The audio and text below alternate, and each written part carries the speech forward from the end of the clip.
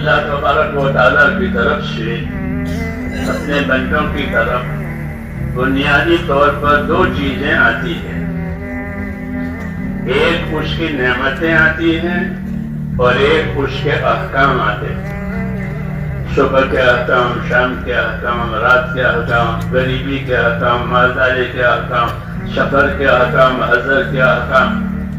جو حال ہوگا اس حال کا حکم آئے گا کہ بندوں کو اپنی اطاعت اور عبادت کے لیے پیدا کیا ہے. اس لیے ایک رخ ان کی طرف اللہ تعالیٰ کے حکموں کا ہوتا ہے. جو حکم صبح کے ہیں اگر کوئی اسے شام میں پورا کرے تو وہ قابل قبول نہیں ہے، اور جو حکم شام کے ہیں اسے کوئی صبح پورا کرے تو وہ قابل قبول نہیں ہے. ہر وقت کے ساتھ اس کے احکامات ہیں. دوسری چیز جو اللہ کی طرف سے ہماری طرف ہے وہ اس کی نعمتیں ہیں. اللہ تعالیٰ نے نعمتوں کو بھی پیدا کیا ہے اور نعمتوں کو استعمال کرنے والے، نعمتوں کی حاجت والے بھی پیدا کیا. تو نعمتیں بھی ہماری طرف ہیں اور حکم بھی ہماری طرف ہے. اور ہم کو تعلیم بھی ہے کہ نعمتوں کی طرف کیسا رخ کرنا ہے اور حکموں کی طرف کیسا رخ کرنا ہے. حضور صلی اللہ علیہ وسلم اپنی مسنون دعاؤں میں یہ دعا مانگا کرتے تھے جو آپ سب بہت سے حضرات کو یاد ہے. ربی اعنی علی ذکرک و شکرک و حسن عبادتی. یہ مشہور دعا ہے جو فرض نمازوں کے بعد مانگی جاتی ہے. اس میں یہی بات ہے، ربی اعنی علی ذکرک و شکرک و حسن عبادتک. حضور اپنی دعاؤں میں بھی داعی ہے، اپنی دعوت میں بھی داعی ہے. آپ اپنی دعاؤں میں بھی داعی ہیں. جو دعائیں آپ نے ہم کو دکھائی سکھائی ہے اس میں ہماری حاجت بھی ہے اور ہماری دعوت بھی ہے. تو آپ اپنی دعاؤں میں بھی داعی ہیں اور اپنی دعوت میں بھی داعی ہیں. آپ کو اللہ نے ایسا بنا کر بھیجا ہے. بوئست مبلغا و داعیا، فرمایا بوئست مبلغا و داعیا ولیس الی من الہدایت شیء. اللہ اکبر. وخلق ابلیس مزینا ولیس الیہ من الضلالۃ شیء. بنیادی بات بتائی ہے. فرمایا کہ مجھے اللہ نے مبلغ بنا کر بھیجا ہے. بلغ ما انزل الیک، حکم ہے آپ کو کہ جو باتیں آپ پر نازل ہوئی ہے آپ اس کو بندوں تک پہنچائیے اور ان کو سکھائیے کہ اس بات کا یہ درجہ ہے، اس بات کا یہ درجہ ہے، اس بات کا یہ درجہ ہے. تو فرمایا مجھے مبلغ بنا کر بھیجا ہے، مجھے معلم بنا کر بھیجا ہے، داعی بنا کر بھیجا ہے. باقی ہدایت میرے ہاتھ میں نہیں ہے. کسی کو ہدایت دینا اور اس کو منزل مقصود تک پہنچا دینا یہ میرے ہاتھ میں نہیں ہے. ایسے ہی فرمایا شیطان کو جو مقابل میں ہے، مقابل میں ہے، اللہ تعالیٰ اس کے شر سے ہم سب کی حفاظت فرمائے. وہ مقابل میں کہ ابلیس کو طاقت دی ہے مزین کرنے کی کہ وہ تمام گناہوں کو، نافرمانی کے کاموں کو، دنیا کے سامان کو مزین کر کے پیش کرے گا انسانوں کے سامنے. دیکھو یہ کتنا اچھی چیز ہے، یہ کتنا اچھی چیز ہے، یہ کتنا اچھی چیز ہے. زینت دینا کسی معصیت کو، کسی گناہ کو، یہ اس کا کام ہے. کسی معصیت اور نافرمانی کو مزین بنا کر پیش کرتا ہے. انسان بیچارہ کمزور ہے، وہ اس گناہ میں پھنس جاتا ہے، پھر اس کو چھوڑ دیتا ہے کہ اب تو جانے تیرا اللہ جانے. ہاں یہ اس کا کام ہے. کہ آدمی کو پھنسا کر چھوڑ دے.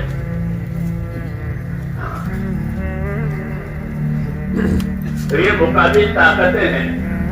ایک طاقت نبی کو دی ہے، ایک طاقت شیطان کی ہے. لیکن مسئلہ اللہ کے ہاتھ میں. یہ نبی ہدایت دے کر منزل مقصود تک نہیں پہنچا سکتا، رہبری کرے گا. شیطان صرف بہکائے گا. شیطان کے ہاتھ میں نہیں ہے کہ لوگوں کو دوزخ میں لے جائے. ہاں، بہکانا اس کا کام ہے. تو یہ ہر ایک کے کام کا معیار سمجھایا ہے ہم کو. اور پھر ہم کو ہدایت ہے کہ اللہ کی طرف سے جو باتیں تمہاری طرف نبیوں کے ذریعے سے آوے تم اس کا اتباع کرو، اپنی زندگی کو اس کے تابع کرو. یہ مطلب ہوتا ہے اتباع کا.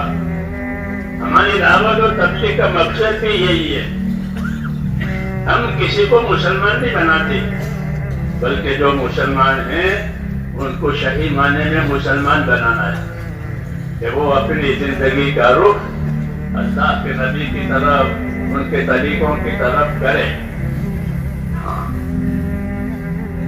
زمانے کی رفتار کیا ہے، خاندانوں اور برادریوں کا کیا طریقہ ہے کہ وہ نہیں، بلکہ ہم کو خاص طور سے اللہ نے ہم کو راہیں بتائی ہیں اپنے نبی کے ذریعے سے.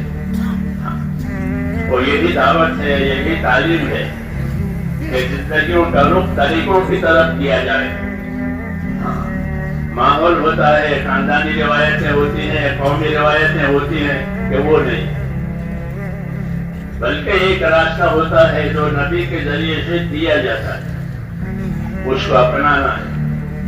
ہمارا جو تیسرا نمبر ہے علم و ذکر، اس کی طرف دھیان نہیں ہے، وہ اسی مقصد کے لیے ہے. علم و ذکر دینی زندگی کی دو پٹڑی ہے، جیسے ریل کی پٹڑی ہوتی ہے. ریل بغیر پٹڑی پہ چلے گی کیا بھائی؟ نہیں چلے گی. پٹڑی ریل کے لیے، ریل پٹڑی کے لیے. اس پٹڑی کا دوسری جگہ استعمال نہیں ہوگا، ریل کے لیے استعمال ہوگا، اور ریل پٹڑی پر ہی چلے گی. ان میں تلازم ہے، آپس میں ایک دوسرے کے ساتھ لازم ہے.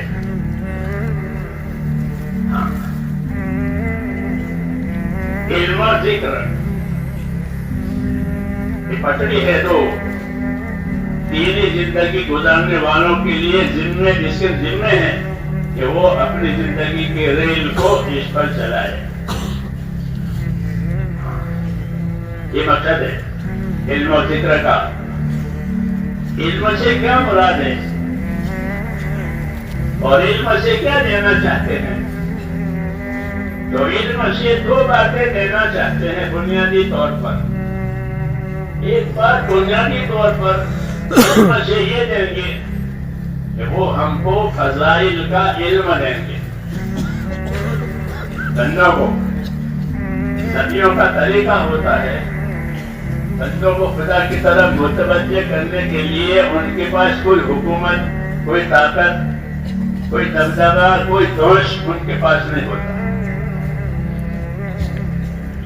تو ان کے پاس کیا ہوتا ہے کہ ان کے پاس ایک تو ان کی پاکیزہ زندگی ہوتی ہے ہر نبی کی، کہ لوگ اس کو دیکھتے ہیں ان کی پاکیزہ زندگی. پھر جب ان کا وقت آتا ہے اپنے کام کو ظاہر کرنے کا تو اللہ تعالیٰ کے حکم سے پھر وہ اپنے کام کو ظاہر کرتے ہیں. تو لوگ ان کی زندگیوں کو دیکھتے ہیں. حضور صلی اللہ علیہ وسلم نے بھی جب لوگوں نے آپ کی نافرمانی کی اور آپ کو جادوگر بتایا، فرمایا تم دیکھتے نہیں ہو، میں تو ایک لمبی عمر تک تمہارے درمیان میں رہا ہوں. نبوت تو بعد میں ظاہر ہوئی ہے. وقت لبثت فیکم عمرا من قبلہ افلا تعقلون. میں نے تو تمہارے اندر ایک عمر گزاری ہے 40 برس کی، پھر بھی تم نہیں سمجھتے ہو کہ اگر اس کو کوئی اور چیز کرنی ہوتی تو اس عرصے میں وہ کرتا. نبی کی زندگی میرے دوستوں پاکیزہ ہوتی ہے پہلے سے ہی، جی ہاں، پھر وہ اپنے مقصد زندگی پر لوگوں کو لاتے ہیں، اور مقصد زندگی پر لانے کے لیے ان کا طریقہ یہ ہوتا ہے کہ وہ بندوں کو بشارتیں سناتے ہیں،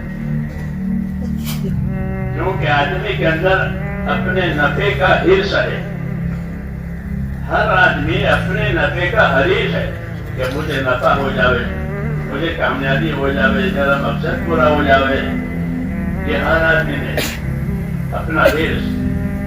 دوسری صفت اس کے اندر ہوتی ہے انسان کے اندر خوف، کہ میں کسی خطرے سے دوچار نہ ہو جاؤں،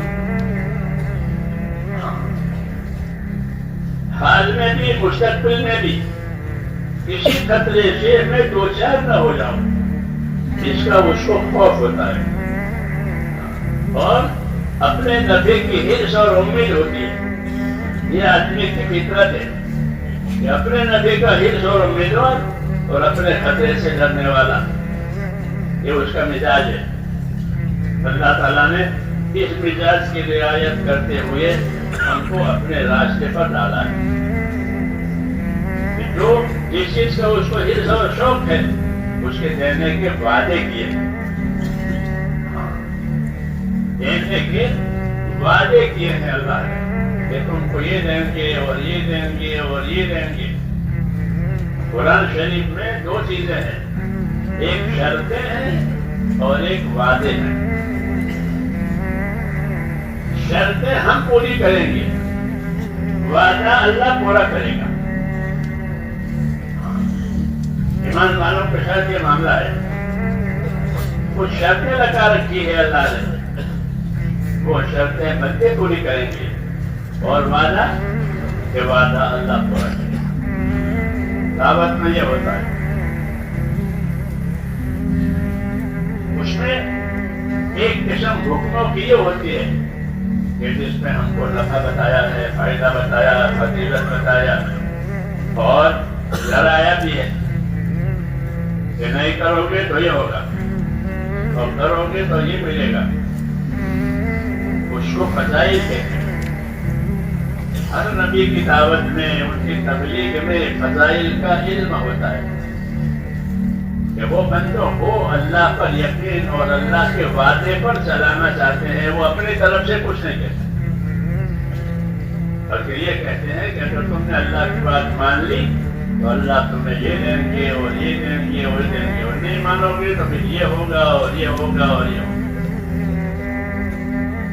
یہ ان کا طریقہ کار ہے، اس طریقے سے وہ بندوں کو اللہ کی طرف متوجہ کرتے ہیں، اور اللہ کی طرف متوجہ کرنے کے لیے وہ ایک بات اور بھی کرتے ہیں کہ وہ اللہ کی قدرت سمجھاتے ہیں کہ تم اللہ کی قدرت پر غور کرو،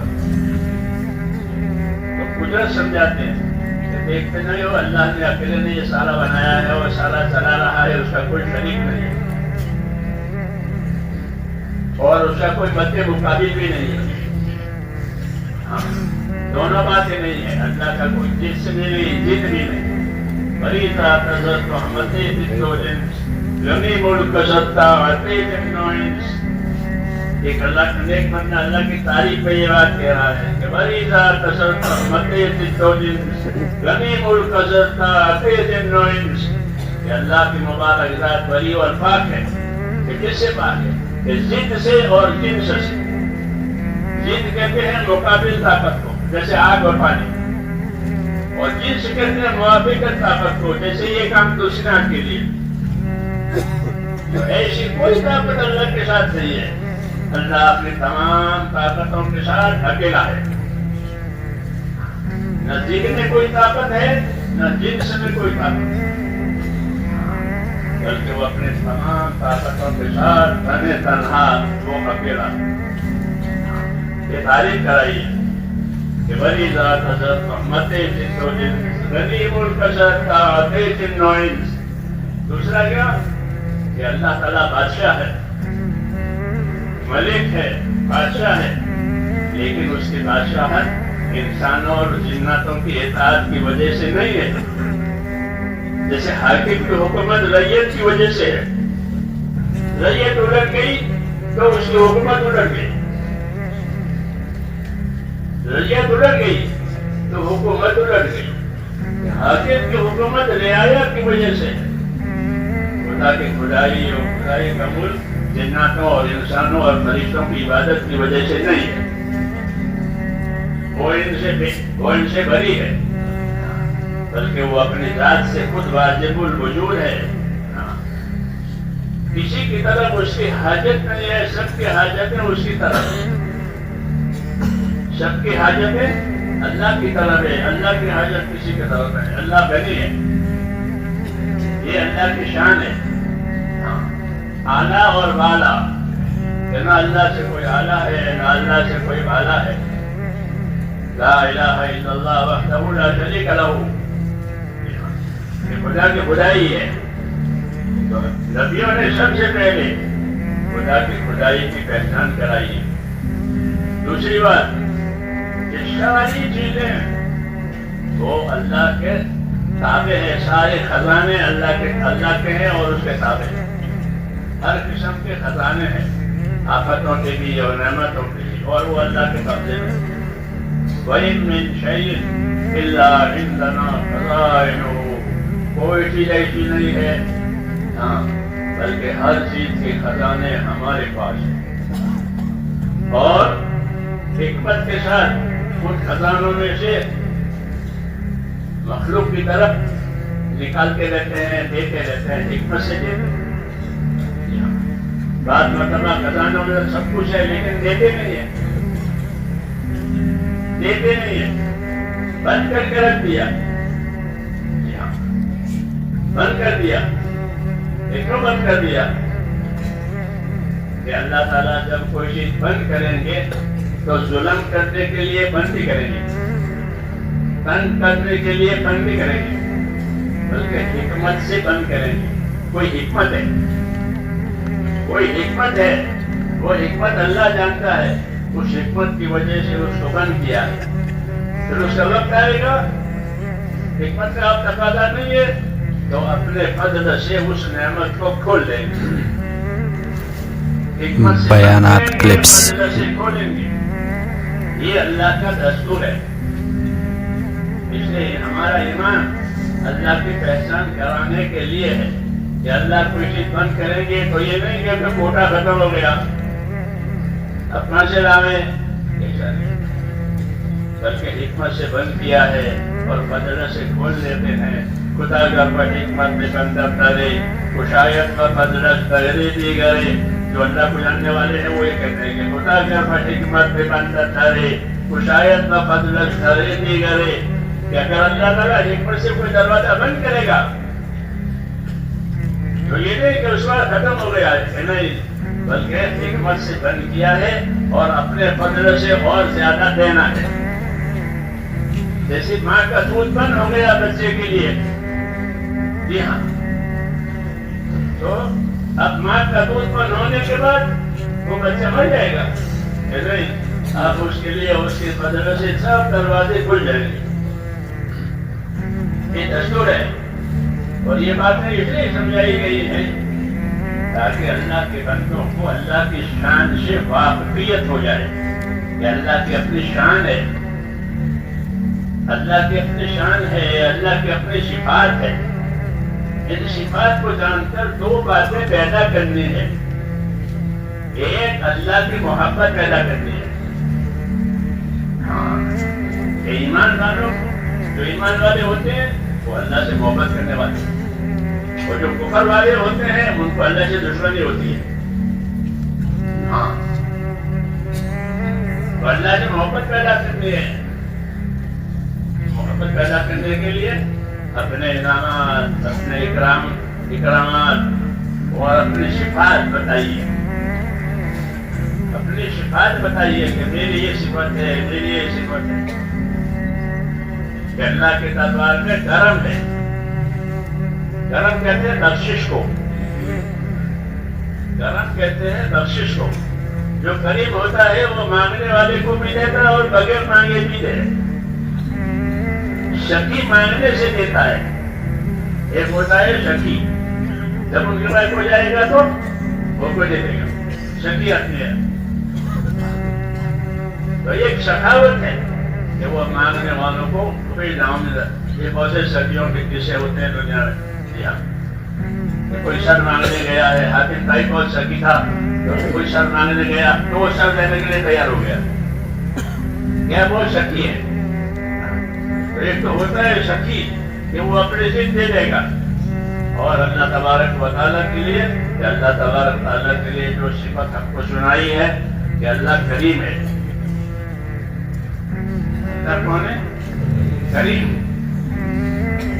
کریم کا مطلب یہ ہوتا ہے کہ اللہ جب کوئی معاملہ کرے گا تو اپنی شان صفات کے حساب سے معاملہ کرے گا، مانگنے والے کی حاجت کے حساب سے نہیں. اس کو اتنے حاجت دے دو. دنیا میں یہ نظام ہے کہ اتنے حاجت ہے کہ اتنا دے دو، اتنے حاجت ہے اتنا دے دو. ایسا نہیں ہے، بلکہ اللہ تعالیٰ اپنے شان سے دیں گے. یبسط الرزق لمن یشاء ویقدر. جس کے لیے چاہے روزیوں کے دروازے کھول دیں گے، ادھر سے بھی آ رہا ہے، ادھر سے بھی آ رہا ہے، ادھر سے بھی آ رہا ہے. اور جس کے لیے چاہے دروازہ بند کر دیں. ان کو صبح کی فکر ہے کہ صبح بچے روئیں گے، کیا کھلاؤں گا، ابھی تو کھلا دیا. یہ دونوں سنتیں اللہ تعالیٰ کی ہے. تنگ بھی کرے اور کھول کے بھی دے. اس لیے نہیں کہ اس کے پاس نہیں ہے، بلکہ اس کے پاس ہے، لیکن اللہ کی شانیں ظاہر ہوتی ہیں. ایمان والے کو اللہ تعالیٰ اپنی شانیں بتاتے ہیں تاکہ وہ کسی حال میں اللہ سے نہ کٹے اور اللہ سے نہ بہکے. کہ بہت زیادہ مل گیا تو بہک گیا، نہیں ملا تو ناؤ میں دھو کے کٹ گیا. ایسا نہیں ہے، بلکہ اللہ کی اپنی شان ہے کہ اللہ کو پہچانے. یبسط الرزق لمن یشاء ویقدر. جس کو چاہے گا کھل کے روزی دے گا، اور جس کو چاہے گا تنگ کر دے گا. یہ کیوں؟ یہ حکمت ہے، حکمت کا تقاضا ہے. اس لیے ہم کو یہ حکم دیا ہے حضور صلی اللہ علیہ وسلم نے کہ اپنے پروردگار کے ساتھ اچھا گمان رکھو. ایمان والوں کو اللہ کی یہ شان صفاتیں سکھائیے، بتائیے، اور یہ حکم دیا ہے کہ اپنے پروردگار کے ساتھ کیا رکھو؟ اچھا گمان رکھو. جابر بن عبداللہ یہ کہتے تھے کہ حضور صلی اللہ علیہ وسلم نے اپنی وفات سے 3 دن پہلے مجھ سے یہ فرمایا کہ اے جابر، تمہاری موت اس حالت میں آوے کہ تمہارا گمان اپنے پروردگار کے ساتھ اچھا ہو. میری بات سمجھ میں آ رہی ہے؟ کہ اللہ کے ساتھ تمہارا معاملہ کیسا ہو. ہم اللہ کے بندے ہیں، وہ ہمارا رب ہے، ہمارا خالق ہے، مالک ہے. جی ہاں، ساری مخلوق بھی اس کے ہے اور سارے حکم بھی اس کے، کسی کا کچھ نہیں. الا له الخلق والامر. یہ یاد رکھو، مخلوق بھی اللہ کی اور فیصلہ اور حکم بھی اللہ کا، کسی کا کچھ نہیں. اپنے مخلوق میں جو چاہے فیصلہ کرے، نفع کا نقصان کا، ہاں وہ جانتا ہے. یہ اللہ نے اپنا دارو کہا ہے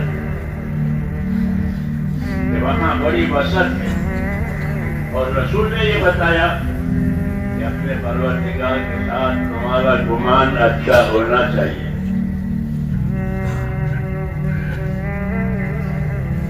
کوئی اللہ کے ساتھ بدگمانی نہ کرے.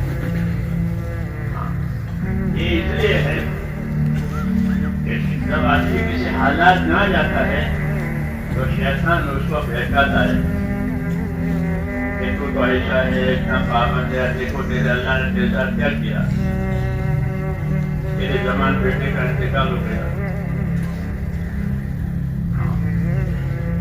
یہ تیرے جوان بیٹے کا انتقال ہو گیا، اللہ چاہتا تو وہ زندہ رہتا، اللہ چاہتا تو اچھا بتاتا تھا.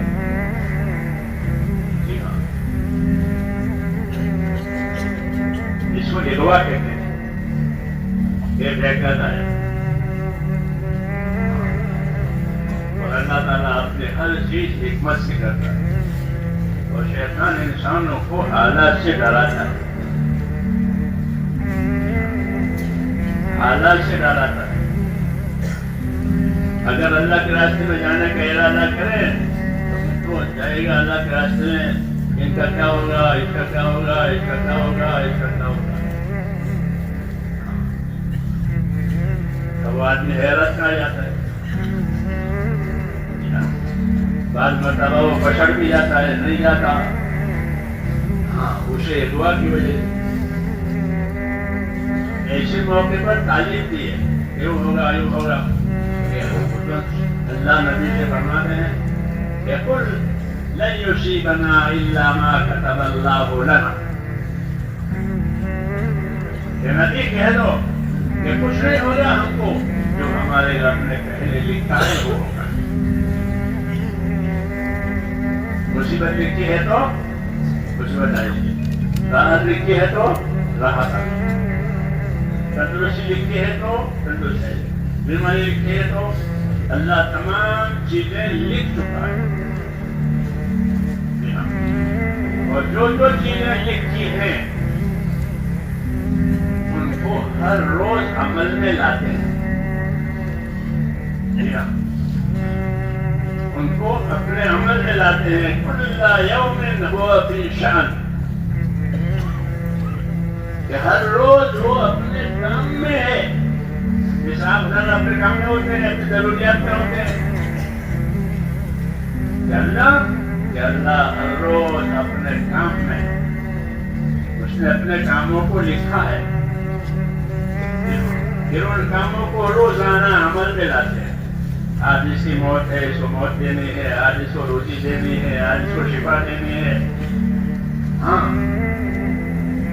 تعارف کرایا کل یوم هو فی شأن, ہر روز وہ اپنے کام میں ہے. ایسے نہیں ہے کہ سب مخلوق کام کر رہی ہے, ہر روز اللہ اپنے کام میں ہے. وہ اپنے کاموں کی ترتیب تنصیب اپنی شان کے مطابق کرتے ہیں. یہ ہم کو ہمارے دین نے بتایا ہے, اس لیے تاکہ کوئی اللہ کے ساتھ بدگمانی نہ کرے. جو کچھ کریں گے حکمت سے کریں گے. بعض چیزیں تم کو ناگوار معلوم ہوگی, وہ تمہارے لیے اچھی ہوگی. آج چیزیں تمہیں اچھی معلوم ہوگی لیکن وہ تمہارے لیے بہتر نہیں ہوگی. یہ کام سے